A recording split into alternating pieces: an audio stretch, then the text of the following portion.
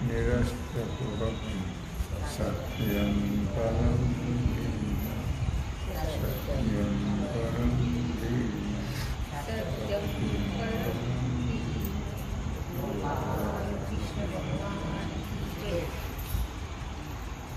मनोनिया धनंजय सत्वशुद्धि दिवसितया तीर्थाचिया सावाया आली करणे. भगवान सिद्धेश्वराच्या असीम कृपेने श्री रुक्मिणी पांडुरंगाच्या चरणाजवळ असून श्री सद्गुरू ज्ञानेश्वर महाराज, श्री जगद्गुरू तुकाराम महाराज, श्री संत एकनाथ महाराज यांच्या चरण सानिध्याने आपण सर्वजण मिळून महान ग्रंथराज ज्ञानेश्वरीच्या 18व्या अध्यायाच्या 159 ओळीचा आपण विचार करतो आहोत. विषय आहे निष्काम कर्म. म्हणून धनंजया सत्वशुद्धे दिवसितया तीर्थाचिया सावाया आली कर्मे. भगवान श्रीकृष्ण परमात्मा अर्जुनाला सांगतात की हे अर्जुना, म्हणून चित्तशुद्धीचा शोध जे घेत आहे किंवा चित्तशुद्ध व्हावं ज्यांना तळमळ आहे त्यांनी कर्म करावे आणि तेही कर्म निष्काम भावनेनं म्हणजे देवाला अर्पण करून करावे. कारण गंगादी जे तीर्थ आहे ते तीर्थ आपल्या सहाय्याला येतात किंवा चित्तशुद्धीची अपेक्षा करणारी जी आहे, ज्यांना असं वाटतं किंवा आपलं चित्त शुद्ध व्हावं, कारण सर्वांना त्याचं ज्ञान नाही आणि सर्वांना त्याची अपेक्षाही नाही. पण जे काही साधक आहेत, जे मुमुक्षु जिज्ञासू आहेत, त्यांना असं वाटतं आपलं चित्त शुद्ध व्हावं. मग ती चित्तशुद्धीची इच्छा ज्यांना आहे त्यांनी कर्म हे तीर्थाच्या बरोबर त्यांची कर्म आलेली आहेत. तीर्थाच्या बरोबरीला त्यांची कर्म येतात. कारण त्यांचे कर्म जसे तीर्थ पावन करणारे आहेत तसे त्यांचे कर्म सुद्धा पावन करणारे होतात. असं आपण लक्षात घ्यावं. इतकं त्या कर्माला प्राधान्य प्राप्त होतं, महत्त्व प्राप्त होतं की ते कर्म जे आपण भगवत अर्पण बुद्धीनं करतो ती कर्मे तीर्थासारखी पावन होतात. तीर्थाने तरी बाह्यमळ नष्ट होतं. तीर्थी धोंडा पाणी देव रोकडा सज्जनी असं म्हटलेलं आहे. तीर्थाची जावणी सांग काय केले, चर्म प्रक्षाळिले वरीवरी. तीर्थ काय करतं, बाह्यमळ क्षाळे, कर्मी अभ्यंतर उजळे. तीर्थाने फार तर शरीराला घाम मालिन्य नष्ट होईल, पण कर्म जे आहे ते अंतःकरण शुद्ध करतात. तीर्थ बाहेरच्या मलाचा नाश करतात आणि कर्म हे आतल्या दोषाचा नाश करून चित्त शुद्ध करतात. एवं तीर्थे जाण निर्मळे सत्कर्मे. म्हणून तीर्थापेक्षाही कर्माला फार महत्व आहे. तीर्थापेक्षा कर्म निर्मळ आहे. तीर्थ तरी सर्वसामान्याच्या दोषाने मलिन होतं. आणि त्यांचे दोष जाण्याकरता संताला तिथं जावं लागतं. तीर्थे तया ठाया एती पुनीत व्हावया, पर्व काळ पाया तळी वसे वैष्णवा. लोक आपलं मालिन्य जाण्याकरता तीर्थाला जातात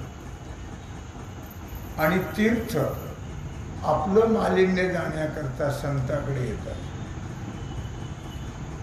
म्हणून संतांच्या चरणराजाने किंवा संतांच्या चरणस्पर्शाने तीर्थाचा दोष नष्ट होतो. म्हणून म्हटलं या ठिकाणी की तीर्थे जाण निर्मळे सत्कर्मीच, किंवा तीर्थापेक्षाही आपण जे भगवद अर्पण बुद्धीनं निष्काम भावनेने सत्कर्म करतो ते सत्कर्म एक तीर्थच आहेत. तीर्थासारखेच ते पवित्र आहेत, श्रेष्ठ आहेत, निर्मळ आहेत. म्हणून पुंडलिकरायाची कथा आपल्याला कल्पना आहे की ज्यावेळी पुंडलिकराय तीर्थयात्रेला चालले आणि ते बायको खांद्यावर घेतलेली, आई वडिलांच्या गळ्याला दोर लावलेली आणि ते पुढं ते मागे चालायचे. मग ते कुक्कुट ऋषीचा आश्रम होता, तिथं ते मुक्कामाला थांबले. रात्री कुठेतरी थांबायला पाहिजे म्हणून तर थांबले ते बाहेर. असं पुंडलिकराय बायकोचे पाय दाबत होते. म्हातारा म्हातारी बसले होते एका बाजूला. एवढ्या 3 बाया आल्या, काळ्या कुट्ट अशा, आणि त्या आश्रमामध्ये गेल्या. त्या आश्रमात गेल्यानंतर त्या तिघीनं सर्व आश्रम झाडला, स्वच्छ केला. ऋषींचे कपडे वगैरे भांडे असेल काय ते सगळे धुतले, स्वच्छ केले, सडा रांगोळी घातल्या आणि मग परत जायला निघाल्या पहाटे. तेव्हा गेल्या तेव्हा काळ्या कुट्ट्या होत्या आणि ज्यावेळी सर्व सेवा करून ऋषीच्या चरणाला स्पर्श केला तेव्हा त्यांचे सगळे दोष नष्ट झाले आणि त्या तेजपुंज झाल्या. मग त्या निघाल्या बाहेर आश्रमाच्या. पुंडलिकरायाला असं वाटलं की मगा गेलेला ह्याच का काय भानगडीला. मगा तर त्या काळ्या कुट्ट होत्या गेलेल्या, ह्या तर तेजपुंज आहे. नाही पण शंका नष्ट केलीच पाहिजे म्हणून पुढे झाले पुंडलिकरायाने विचारला, हो तुम्ही मग पहाटे रात्री गेलेलंच का? ते म्हटलं हो. मी माता तुम्ही तेजपुंज झाला, रात्री तर काळ्या कुट्ट होता. ते म्हणजे तुझ्यासारख्या पापी आमच्यामध्ये स्नान करतात आणि त्यामुळे आम्हाला मालिन्य प्राप्त होतं. सगळ्या तुझ्यासारख्या लोकांचं पाप आमच्या ठिकाणी बसतं आणि ते पाप नष्ट होण्याकरता तीर्थे तया ठाया एती पुनीत भावया, पर्व काळ पायावशे संतांच्या मनात. काय की त्यांच्या चरणाजवळ पर्व काळ असतात.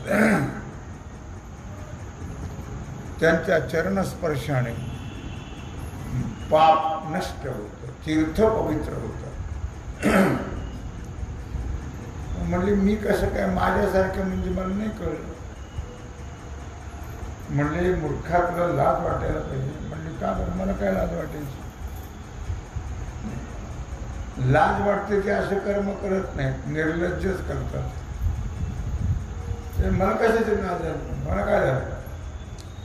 अरे जे का तीर्थांचे धुळे जे का माता पितरे तया सेवे लागी शरीरे लोण की. सर्व तीर्थांचे तीर्थ जे आई वडील आहेत त्यांच्या ते सगळ्या तीर्थाचे तीर्थ आहेत. त्यांच्यावरून आपला देह ओवाळून टाकावा आणि त्यांची सेवा करत राहा. कारण मायबाप केवळ काशी तेने न जावे तीर्थाशी. सगळे तीर्थ ते घरीच असतात. ज्यांना आईबाप आहे त्यांना बाहेर जायची गरज नाही. बाहेर गेलं तरी त्यांना तीर्थाचं फल मिळत नाही. मुद्दा सांगण्याचा काय आहे की साधू संतांच्या शरणरजाने मनुष्याचं पाप नसतं. पाप ताप दैन्य जाये उठा उठी झाली या भेटी हरिदासांची. म्हणून इथं म्हटलेलं आहे तीर्थे बाह्यमूळक शाळे कर्मे अभ्यंतर उजळे एवं तीर्थे जाण निर्मळे सत्कर्मी. म्हणून म्हटलं तीर्थाने बाह्यमूळ जातो शरीराचा आणि कर्माने अंतःकरणातले दोष जातात. म्हणून तीर्थापेक्षा तीर्थ सत्कर्म आहेत. दुसरा दृष्टांत दिला. तृषार्था मरुदेशी झळे अमृते ओढली जैशी की अंधा लागी डोळ्याशी सूर्याला. मारवाड देशामध्ये पाणी मिळत नाही. आपल्याला कथा माहिती आहे. ज्यावेळी हे सगळे संत महात्मे तीर्थयात्रेला गेले. तीर्थयात्रेला गेल्यानंतर ते त्या मारवाड देशातून येत होते. पण नामदेवरायाला खूप तहान लागली. एक विहीर दिसली त्यांना ती फार खोल होती. अशी काही जाता येत नव्हतं, पाणी काढता येत नव्हतं. तहान तर फार लागली. काय करावं? माऊलीला विचारलं काय करायला पाहिजे.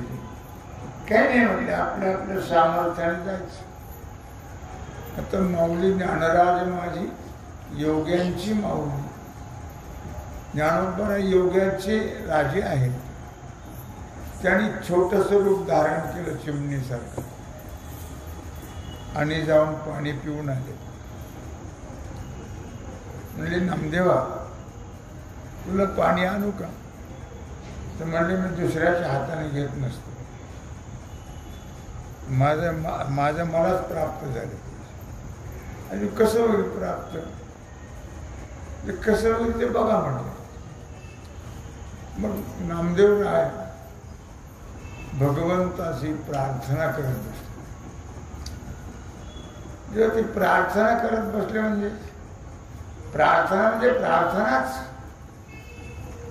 की ज्या प्रार्थनेमध्ये देहभावही राहत नाही अशी ती प्रार्थना नामदेवराय करत असताना भगवंताने काय केलं पहा. ते विहीर अशी भरून आली वरती. ज्ञानोबरायला तर आश्चर्यच वाटलं. ओ आपल्या योग सामर्थ्यापेक्षा भक्ती सामर्थ्य श्रेष्ठ आहे. नामदेवा म्हटले अरे काय चमत्कार आहे पहा. म्हणजे काय तुझं सामर्थ्य आहे? म्हणजे माझं नाही, पांडुरंगाचं सामर्थ्य आहे. ते आजही ती विहीर मारवाड देशामध्ये प्रसिद्ध आहे आणि आजही ती वरून वाहती आहे. या गोष्टीला 700-800 वर्ष झाली तरी पण ती विहीर आजही वाहते. मोठं तीर्थ येते. म्हणून इथं म्हटलंय त्यांनी तृषार्था मरुदेशी. मरु म्हणजे मारवाड देशामध्ये. तहानेला मनुष्य झळे अमृते ओढली जैशी. तहानेने पिडलेल्या माणसाकडे जशा उन्हाच्या झळ्या अमृत रूपाने जशा याव्यात की अंधा लागी डोळ्याशी सूर्य आला, किंवा आंधळ्या माणसाला जसं त्याच्या डोळ्याजवळ सूर्य यावा, किंवा दुसरं उदाहरण, बुडतया नदीच धावीन नदी,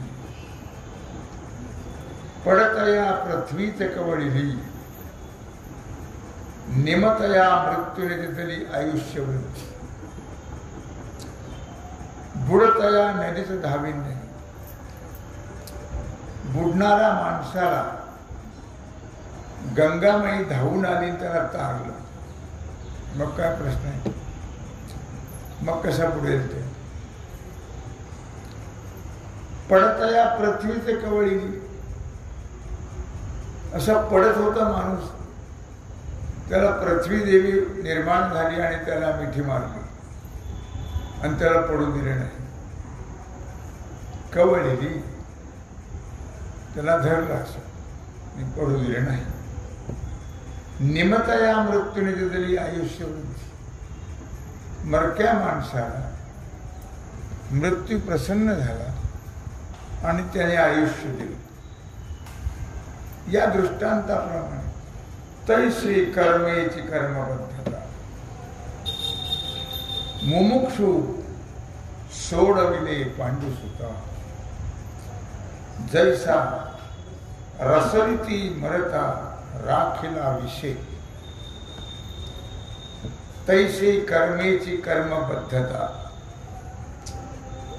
त्याप्रमाणे मुमुक्षु जो आहे त्याला कर्मच कर्मबंधनापासून सोडतो, कर्मच कर्मबंधनापासून सोडतो.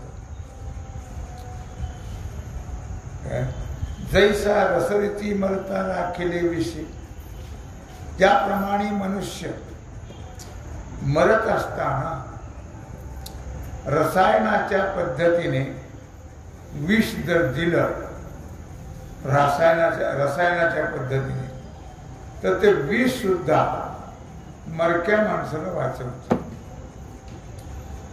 त्याची पद्धत आहे. म्हणजे विष सुद्धा जगवतं माणसाला रसायन पद्धतीने जर दिलं तर. त्याप्रमाणे तैसी एके हातवटिया कर्मे किरती धनंजया, बंधकेची सोडवावया मुख्य होत. त्याप्रमाणे भगवान सांगतात अर्जुना, ही जी बंध निर्माण करणारी जरी कर्म असले, कारण कर्म जीवाला बांधतात, कर्मानुबंधिनी मनुष्य लोक. कर्म हे जीवाला बांधणारे आहेत खरं म्हणजे, पण सकाम भावनेने केले तर बांधतात ते, आणि निष्काम भावनेने केले तर अंतःकरण शुद्ध करतात आणि मोक्ष देतात. बंधकेची सोडवावया मुख्य होत. म्हणून कर्म जरी बंधाला कारण असले तरी पण तेच कर्म जर आपण देवाला अर्पण करून केले तर ते कर्म आपल्याला बंधनातून सोडवल्याशिवाय राहत नाही. आता तेचे हातवटी तुझ सांगू गोमटी, जया कर्माती किरीटी कर्मची रुसे. आता ही चांगली हातवटी भगवान म्हणतात अर्जुना मी तुला सांग, ज्या हातवटीने, ज्या युक्तीने, ज्या पद्धतीने कर्म करावीत, बस कर्मच कर्मावर अशा प्रकारे रागवल्या जातात. जर युक्तीनं कर्म केले, जर भगवदार्पण बुद्धीनं निष्काम भावनेनं कर्म केले तर तेच कर्म बंधन करणाऱ्या कर्माला नष्ट करतात.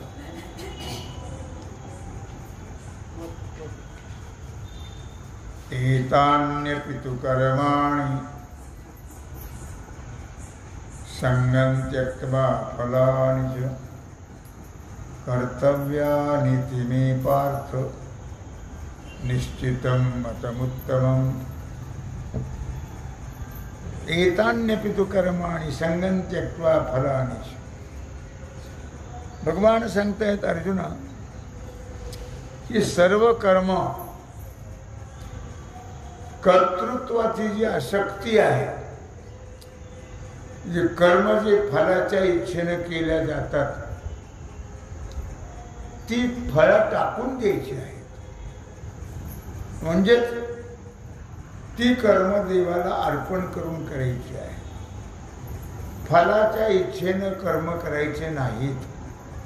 फलाच्या इच्छेनं कर्म केले की त्या कर्माने दुःख भोगायला लावलंच.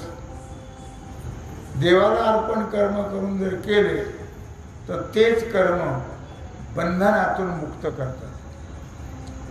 म्हणून म्हटलं या ठिकाणी एतान्यपि तु कर्माणि संगं त्यक्त्वा फलानि.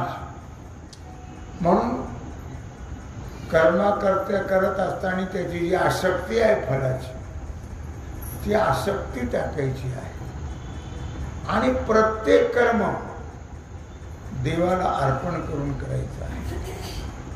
कृष्णार्पण या बुद्धीने करायचं आहे. मग ती कर्म आपल्याला दुःखातून सोडवतील. आणि जर फलाच्या इच्छेने कर्म केले तर ते दुःखात घालतील ना, असा प्रकार आहे.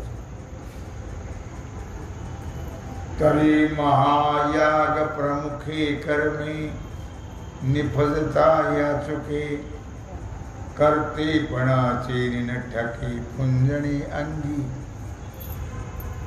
भगवान सांगतात अर्जुना, हे जे पंचमहायज्ञ आहेत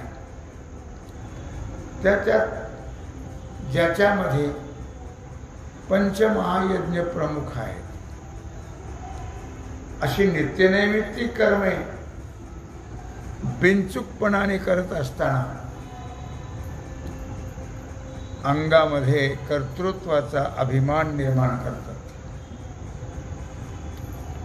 पण हे कर्म करत असताना हे जे पंचमहायज्ञ आहेत ते कर्म करत असताना कुठल्याही प्रकारे कर्तृत्वाचा अभिमान प्राप्त होऊ नये.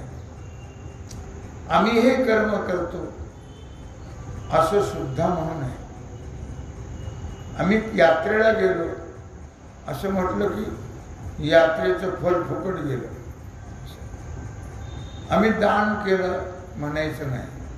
आम्ही यात्रेला गेलो होतो, चारधाम करून आलो बोलायचं नाही.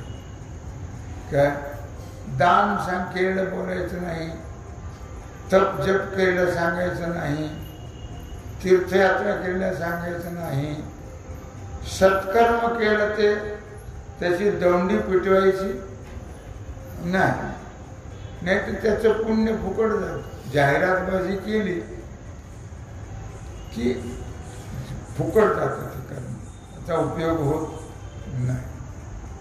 म्हणून मावध त्याचं मांद केलं आम्ही, त्याचा अपभ्रष्टपणा केला. मांद नाही, मावध असा मूळ शब्द आहे. मावध म्हणजे तू केलेलं सत्कर्म कोणाला सांगू नको, बोलू नकोस. मावध म्हणून या ठिकाणी म्हटलेलं आहे की कर्तृत्व जे आपण करत राहा, काही असेल, तीर्थ असेल, उपवास असेल, व्रत असेल, नामजप असेल, दान असेल, कोणतंही कर्म जर आपण केलं तर त्या कर्माच्या कर्तृत्वाचा अभिमान आपल्याला निर्माण होता कामा नये.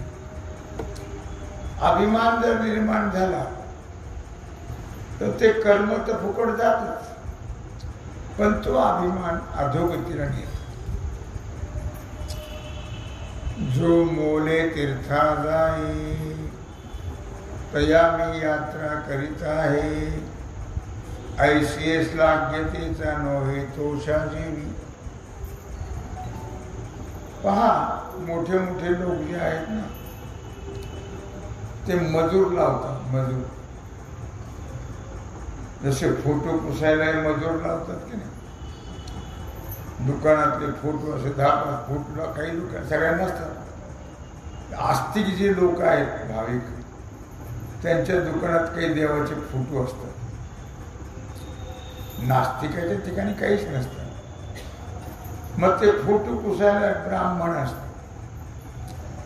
मग त्याने जायचं ते तामण देव तामण घेऊन त्याच्यात सगळं गंध एक ओलं फडकं उदबत्ती सगळं काही त्याचं असतं.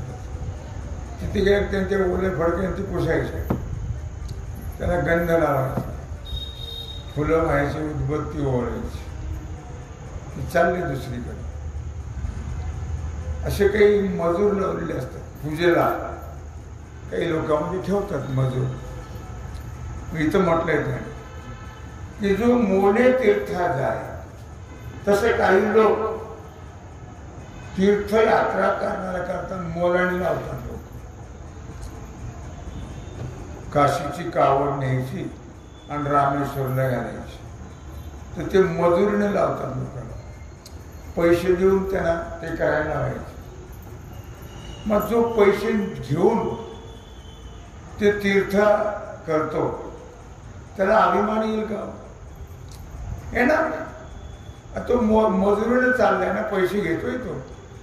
इथं म्हटलं जो मोले तीर्था जाय, की जो पैसे घेऊन तीर्थाला जातो, तरी आम्ही यात्रा करीत आहे ऐसे लागितीचा नव्हे तो.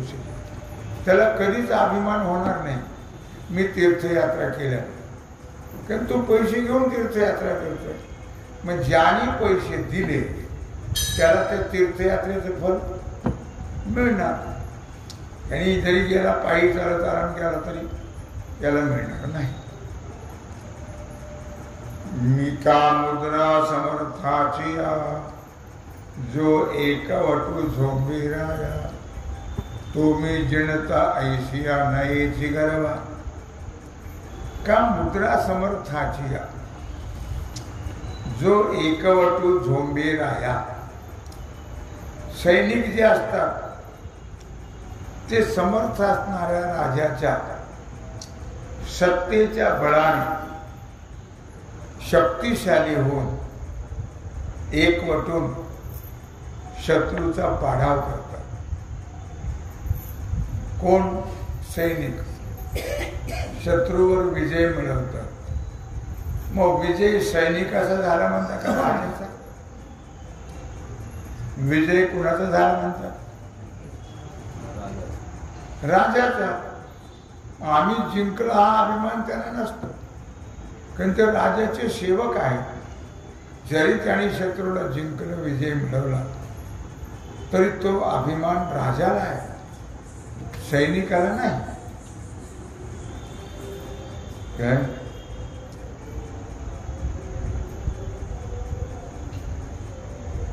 का मुद्रा समर्थाची का जो काशी लागून तरे तया पोहोती उर्मी उनुरे पुरोहित नाविश करे दातीपणे. जो दुसऱ्याच्या कमरेने धरून पोहतोय त्याला मी पोहतो असा अभिमान होईल का? नाही. दुसऱ्याच्या कमरेने धरून जो पोहतो आहे त्याला पोहण्याचा अभिमान होणार नाही, तो अभिमान घेणार नाही. पुरोहित नाविश करे दातेपणे.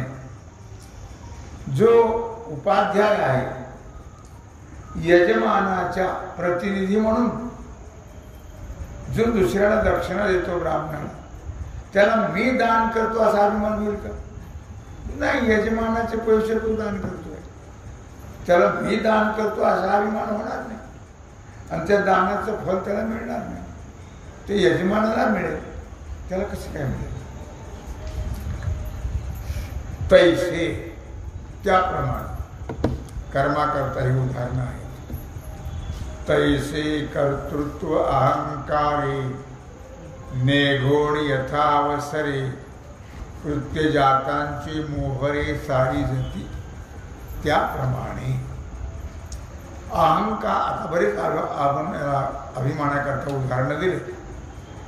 तर अहंकाराने जर कर्तृत्व आपण अंगावर घेतलं नाही, म्हणजे कर्माचा जर अभिमान घेतला नाही, तर त्यामुळे त्याला निश्चितच ते कर्म त्याला पुढे सरकवतात, म्हणजे ते कर्म त्याला मोक्षापर्यंत घेऊन जातात. जर कर्माचा अभिमान घेतला नाही, फलाच्या इच्छेने कर्म केले नाहीत, तर ते कर्म त्याला पुढे मोक्षापर्यंत घेऊन जातात.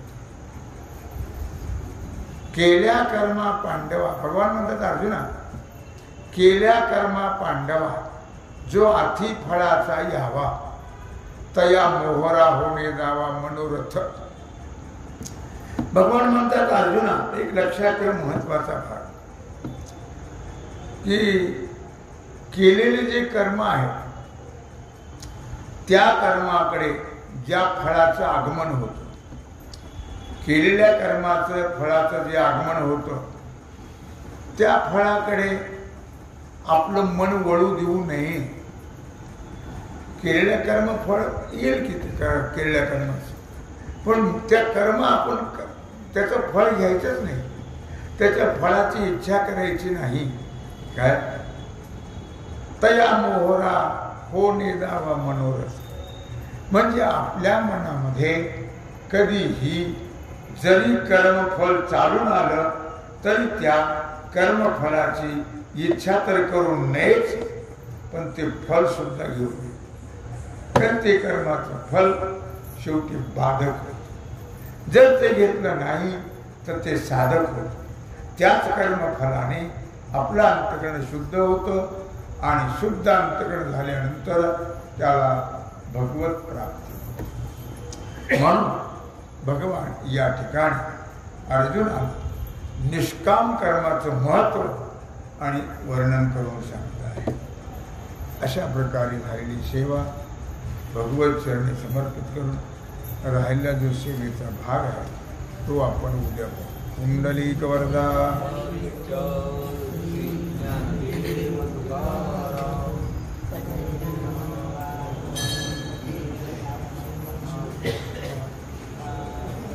आता विश्वात्मके देवे